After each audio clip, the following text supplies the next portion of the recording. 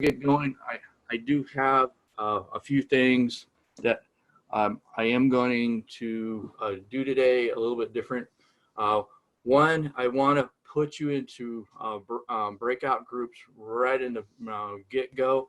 I have a scenario, and I want you as a group and kind of give me an idea of what that could be. With what we've been doing, I definitely think you are well versed in this, and you're going to come to a conclusion pretty quick. So I'll put you in a breakout room. It's going to be kind of random, so you just get to know the people that you're in the breakout room with, and then kind of discuss between all of you what you think it might be, and then we'll come back and give you like 10 minutes to do it, and we'll come back and we'll talk about what you found and what you believe it might be. So let's go ahead and get into the scenario first. You know, I want to make sure we're all clear on that. All right, so let's see right here. Okay, and it actually is in your pinpoint test, you know, in your PowerPoint I sent you to. So, and it talks about pinpoint test, you know, what to do with the DVOM and how to measure voltages, which we have been talking about. You've been doing some exercises where you predict voltages from the PCM, you predict voltages going, and why I say predict, I mean, because they're not going to be exactly 5 volts. So they may be a little bit differently than 5 volts, and they may be more than 12 volts coming in. So these are predicted values. So what I wanted to do is I give you kind of a scenario. We've got a compressor clutch that does not engage. It won't come on at all. You may have looked at this. I just want you to get together and figure out what it might be. The refrigerant is okay. Scan tool, like we talked about last week, scan tools is very important on the new modern systems. The clutch relay cannot be energized using the scan tool. So you hit the scan tool and it's, you know, you request the AC on and it doesn't want to do that for you. Okay, we got somebody else coming in. All right, so okay, so the following, you know, so what we need to do, you know, first steps is of course do our visual inspection, make sure nothing's falling off or anything, and then review the clutch circuit, operation switches, controls that actually involved. Using component locators to find, you know, what the different components are involved. I want to talk about like a basic system. And then use the DVOM to test the components operations, make the repair and confirm. So just by what we know right now, okay, and this is what I want to kind of get some ideas out. We already know that it has a refrigerant. It's already charged up. It's good to go. Maybe we did a static refrigerant test. And by that, I mean, we look at the ambient temperature. The vehicle's been sitting overnight, so it should be the pressure should be pretty equal to what the outside temperature is. And then we know that with the scan tool, we could not get the relay to energize. In other words, we had, and if you go back to the way the relays work, there are a high current switch that's controlled by a low current. And now we tried energizing it and the compressor clutch would not come on. So what I'm going to do right now, and I'm going to automatically put you into breakout rooms. So I'm going to get rid of this for a second and this for a second, and then get you into breakout rooms right now. So it's just going to be automatically assigning, it was go across. Okay, so let's go ahead and just let it automatically do it. You're going to see a notice pretty quick here.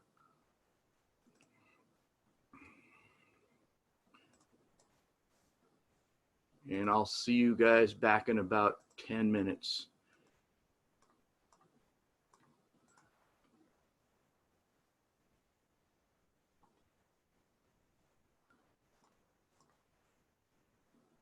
Okay.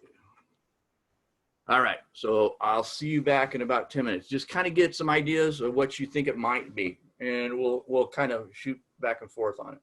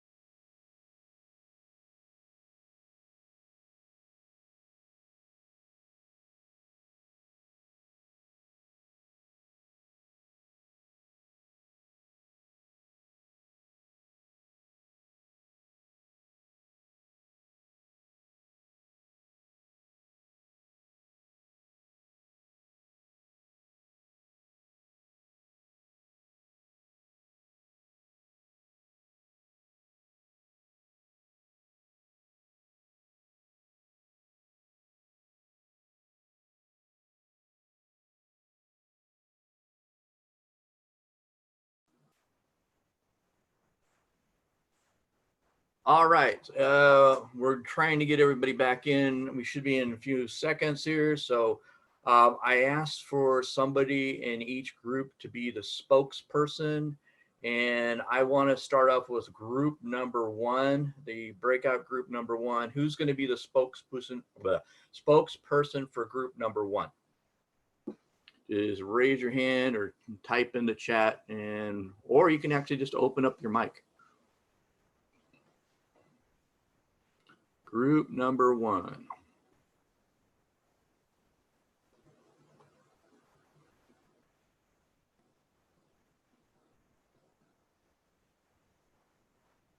Anybody in group number one? I guess we're all too shy today. All right, well, group number one is recuperating on this and trying to figure out what they want to do. How about group number two? Group number two. Who wants to be the spokesperson for group number two? Okay, go ahead, Isaac. Let's go ahead and see what you guys found out. Open up your mic.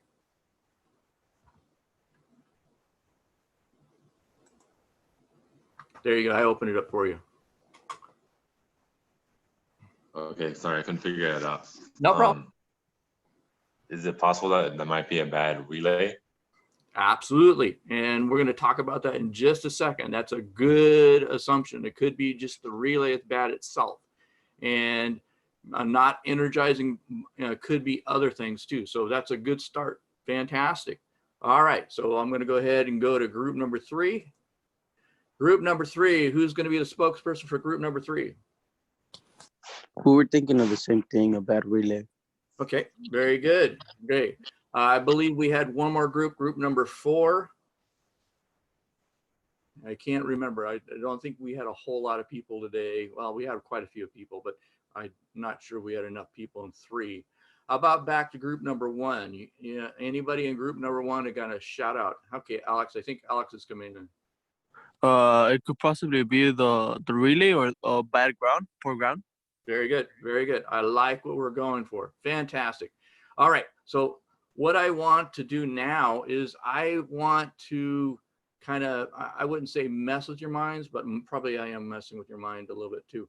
But this is where I want to get that thinking process going, because it really does depend on what kind of system you have. And let's see. We got somebody chatting at me right now. High resistance, absolutely. Very well could be high resistance too. And this is something that we really need to check with. Now, this came from another one in another group. Anyways, if we look at this basic type of wiring diagram, this is just a PDF, this is one of your exercises. It kind of brings down, this is the basic type system. If we look at it and, there's kind of limited what we could have. Now, of course, it wouldn't be the Freon switch, the AC, well, it could be, but if it's saying it's full, it's possible it could be the switch too. And I wanted to point out something and make sure everybody understands on the switches. If you look at them, let me bring this up for a second real quick. But if you look at the way the diagram shows, if you look at it, it is a normally open switch. So that what that tells me is it takes a refrigerant pressure, okay? I mean, the rest position is open, and it takes a refrigerant pressure to close that switch. Now, that is a possibility that it could be that is the problem. Now, the other thing too is we have, this, I should say AC switch. So that's normally open, goes closed, and that would send a signal into the AC amplifier. Then we have the low pressure switch. And notice this, it's normally closed. So we need to look at what kind of switches we have to determine what, we need to have to make things work. We also have a little thermistor in here. On this particular one, we got to look at. We've got an AC, an AC, AC relay. Fuse here. The other thing is we have this relay right here. So we're assuming, since it's an AC system on this, that the AC relay needs to have the ignition switch turned on, and if this is not energizing, none of this downstream. is going to be happening. All right, so kind of get the idea on that. Okay, now this kind of throws everything off. Hang on one second here.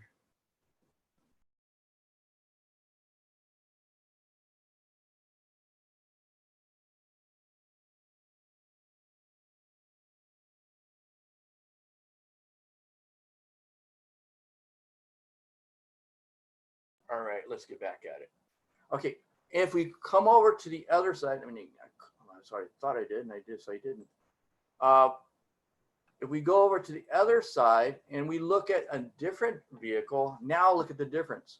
Look what we have to look at to find out what's going on. Here we have on this particular nice guy, we have a compressor relay right here. Okay, so this adds into the mix. It's fed by this guy right here. We're also looking where the compressor is actually put up.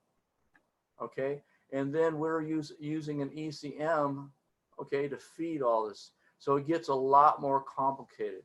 So is there a one fits all type thing? No, we've got a lot of different things that we need to look at on this particular module.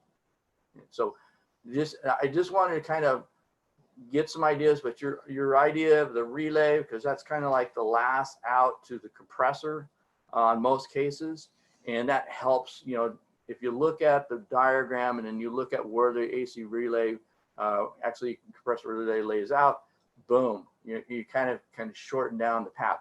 Now, how would I test that relay? Let's clear this out. And what I would do is, first off, of course, look at the available voltage right here. And the high resistance was a good point, because if and I've had this happen, folks, just don't, you know, even though you got to have available voltage and available amperage. Don't just assume that since you got voltage there, everything's all hunky dory. This is one of the things I really discourage test lights on this kind of a test, because test lights, depending on the test light, it may just take 3 volts to actually fire that test light up, and then you really don't know what the voltage is on that circuit. So getting back to this, you know, I want to make sure I have enough voltage and enough current available. So if you have corrosion at the fuse, some of the fuse boxes where they're mounted are not the best of shape, and especially when it's under the hood, they get wet, they can get corrosion built up on it. And some of the fuses boxes nowadays are almost modules. They really don't have, and especially the relay panels on them, they don't have, you know, interchangeable or changeable type relays. So it gets to be a little bit different. So I just wanted to kind of point this out. And yes, very good. You know, I always look at the relay first, especially when it comes to this. I take my voltage reading. I do an amperage check right here real quick, and if I've got nothing going, I kind of backtrack out. Now, some of you may already know about this, and this is a clamping diode that's in the AC circuit. This is for spike voltages. Anytime we turn on and off a magnetic coil, this guy right here, this is your AC clutch coil. Anytime I turn that off, there's a spike of voltage. It can go very, very high. And if I allow that to happen, okay, and you know, I want to talk a little bit about the relays too, but if I allow that spike to just feed back, it can get back to the computer on this particular model, and it can wipe out the ECM. Because you remember, ECMs do not like high current or high voltage. They just, you know, high current, heat, and anytime you get anything going, you know, really, you know, heavy on that circuit, it will actually cause it to actually damage the ECM or the BCM, depending on what kind of system you have. So keep that in mind. In some relays, they have either a resistor, or they'll actually have, which this one has, a little bit of a resistor right here. And that is common, and it resists the amount of current flow. or they'll have a diode in here too. And we have to be very careful how we test that actual relay, which brings up my next little screen here. Let me go ahead and close this out and stop sharing for a second. And I want to kind of touch a little bit on how to test relays. I got to find my goodie here real quick. Hang tight.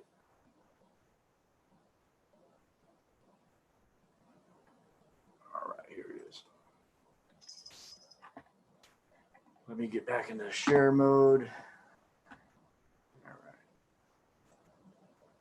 And okay, so I'm using for this example a basic relay. So this is just a basic pinout relay. It has 5 pins to it. Now, some of them have 6, some only have 4. Make sure you put the correct one in. And why I say that is because some of these relays actually do have, and I want to make sure you know this, that some of them do have a diode in here. And if you just take and the old conventional way of testing a relay was to take a set of jumper leads and just jumper it across. So what you would do is you would jumper here to power, let's say, I'm sorry, this to ground. You would say, forget about that. I'll take the relay out and I'll just take the 85 pin, run it to ground, and then I'll run the 86 to a straight power source to the battery. So some people just take it over the battery and go and jumper that way. Well, if you do that, that's a lot of current going through, more than it normally would have, and it will actually pop that diode. You won't know it because it will work, but any kind of suppression that might need, it will actually damage that diode. Same with the resistor. Resistor can hold up to a certain amount, and usually they're pretty small resistors inside. It can damage that resistor, and anytime it needs any of that suppression, it opens up that switch. That coil will actually send a high voltage back through that power source or that ground. So sometimes we control the relay by an actual a command from the BCM or the PCM. So keep that in mind when you're doing your testing. Now, what I normally do, and I know I've said don't use a test light, don't use a test light, but this time I do use a test light. And what I do with that is I take that test light and I'll take it as a kind of an interrupt, and I'll take the test light. Okay, so I'll use my ground like I normally would, and then I'll take my test light, and on that pin I'll take and put my my test light here. I know I'm an artist. I apologize for this. This is terrible. And then on my what would be normally my ground side, I would take that over to my positive, my battery.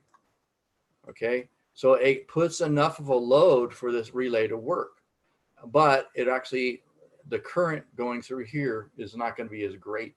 And you need a regular, and again, I tell you a lot of times, don't use a condensate relay. This is one time I would say it's a good choice to use that relay. I mean, don't use a condensate test light, but this is one time on this relay that you actually is a good idea. This will actually kind of protect this diode or this resistor. You'll have enough to trigger. Okay, because remember, if we have a low voltage, and again, if you use an LED one, you're not going to have enough current to go through. This is a quick check. And what I do on the other side, I kind of double fold this thing. I'll take a DVOM, put it in ohms on this side, or I can actually run it as a circuit too. I can actually see if voltage will go through when it's switched. So this is at the rest position. Remember, we're looking at the way the switch is laid out here. And on this particular switch, I'm actually sending current through. Okay, and I'm sending current through. So if it turns on, it's going to snap this over to the 87 and allow it to actually control through. So I hope this helped a little bit on the relay testing. And please, before testing a relay, look at the layout on it. Sometimes they don't do 30, 87, 87, 85, and 86. They'll do 1, 2, 3, and 4, and 5, and depending on how many you have.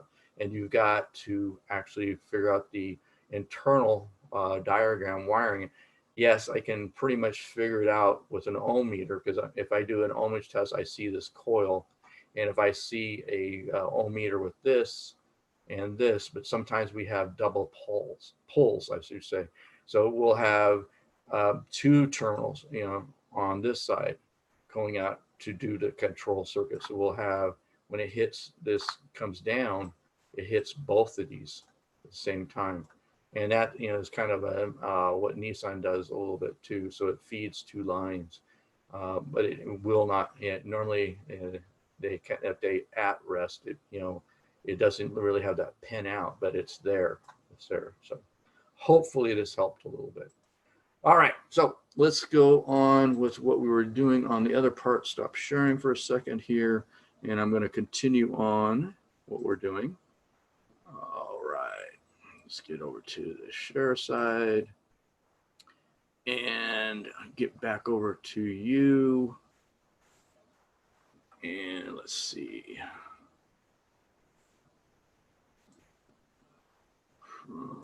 Slide. Okay, so we did, like I said, we kind of had a little bit of a fun little exercise there, and kind of let's walk through what they would actually do. One of the things I kind of threw this slide in, because this is one of the things that techs might not know. You can have a equipment failure. Okay, if you have a DVOM and the fuse is blown inside, you may have you may have it won't function properly. Now this is, and this goes for the fuse itself internally, and there are ways to check that internally. I'll share that with you. I got to find my other slide presentation on checking your meters and stuff like that. But this one is just a simple check on checking fuses. And this particular one, they actually take the fuse out, not just going down inside, take your test light or your voltmeter and tap through it. You actually, and when you take it out, you can actually do a visual inspection at the same time. And obviously, it will actually tell what kind of resistance, if you put the ohms meter area. And this is better than just kind of zap through the voltage real quick.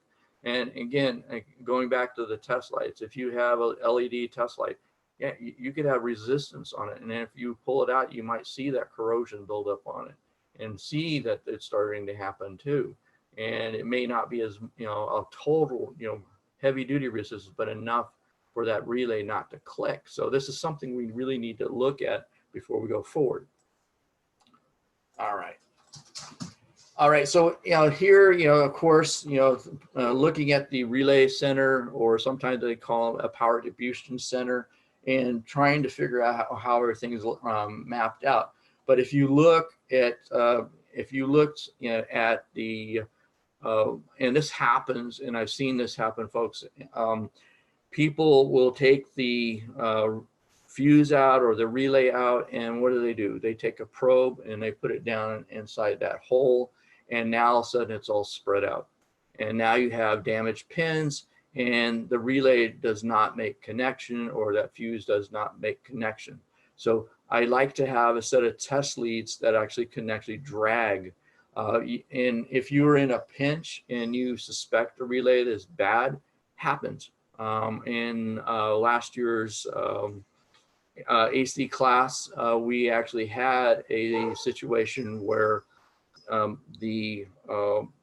of the counseling people wanted us to check out why his AC wasn't coming on, and it ended up to be a bad relay. But we did not have a relay that was that size and that configuration. Please make sure you use the right relay too. Don't just start switching relays around. They must be like for like. And again, like I said before, that could have a diode in it. The other one doesn't have a diode in it. It might be internally wired a little bit differently, and you want to make sure one for one. When I was in the field, we had some very basic systems, and later on there was more, need for different types of relay setups, smaller, and also getting to different pin configurations. And that's one of the things that beats you up a little bit. But some of the pin configurations to be the same, but they're actually wired internally differently. So you can do some substitution if they are a like for like, is what I'm trying to say. Look at the numbers and stuff like that. That will help. All right, so here we're checking a relay, just a continuity type test, and we're just checking it out to make sure, hey, this is making connection. And again, we're going checking. Now we can actually see that it actually makes connections. But we had that resistance. So bingo, okay? So now we're checking the power, so with the negative lead to the multimeter and to the negative terminal, back probe the compressor clutch. And we're just doing some basic tests. And check the negative terminal of the compressor clutch to the negative terminal with the multimeter in the lowest setting. The reading should be not exceed 0.5. So we're doing a voltage kind of check or a voltage drop across it. With the, this is a pressure switch right here, clutch cycling switch. They a lot of times call them the CCSs. And we want to make sure that part of the circuit goes too. So we should have, and you're going to want to do voltage drop tests, not just voltage availability tests. If you just do a voltage available, you're going to, kind of say, hey, everything's good. And if you don't do the voltage drop test, you may end up in it, and it could be internal of this switch too. Doesn't happen very often, but contacts do lose contact after a period of time, and you can have internally a resistance build up inside. So it's good to do a voltage drop test across. Here we're actually looking at the switch, or testing the switches and sensors, the AC pressure sensor, and there we have reference voltage going in, and we should have a good return. So this is part of the feedback system on some of the newer models too. Again, we're checking for, looking for pressure across it. You can do this with a scan tool too, if you have the right scan tool, but you need to know the known values and make sure it's right. And if it doesn't see the right values, it's going to deny the actual compressor clutch to come on.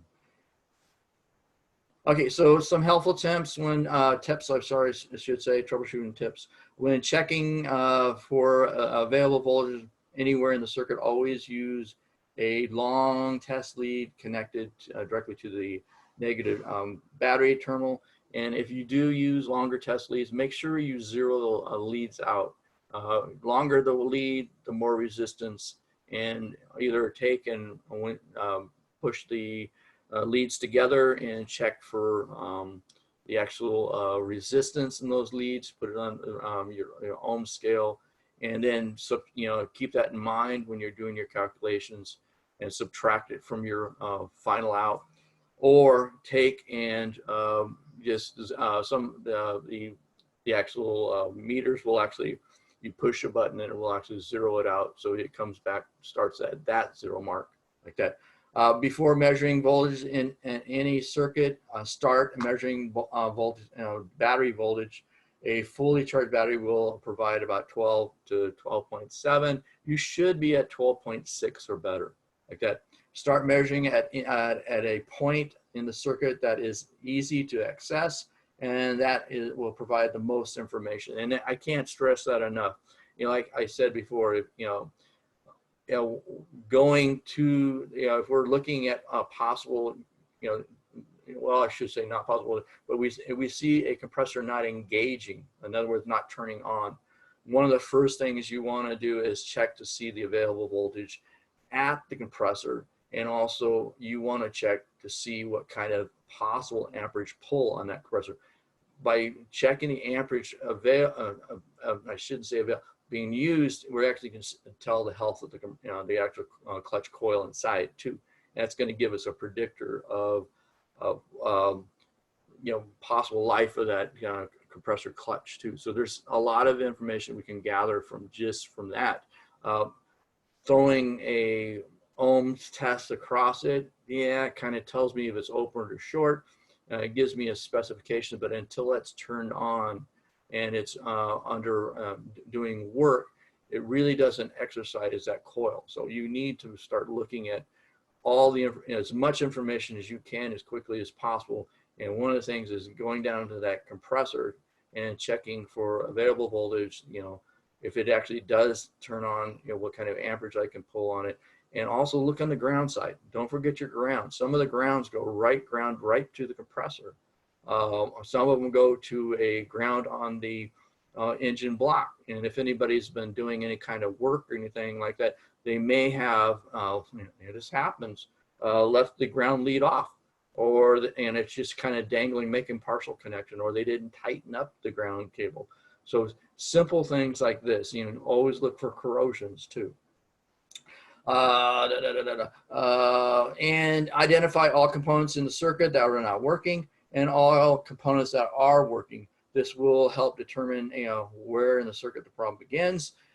Do the simple checks first. Don't make the job harder than it needs to be. And complete circuit a completed circuit will show voltage drop across components that are the result of resistance in the components. So voltage drops tests are a lot more information than just doing available voltage and available if the ground's there.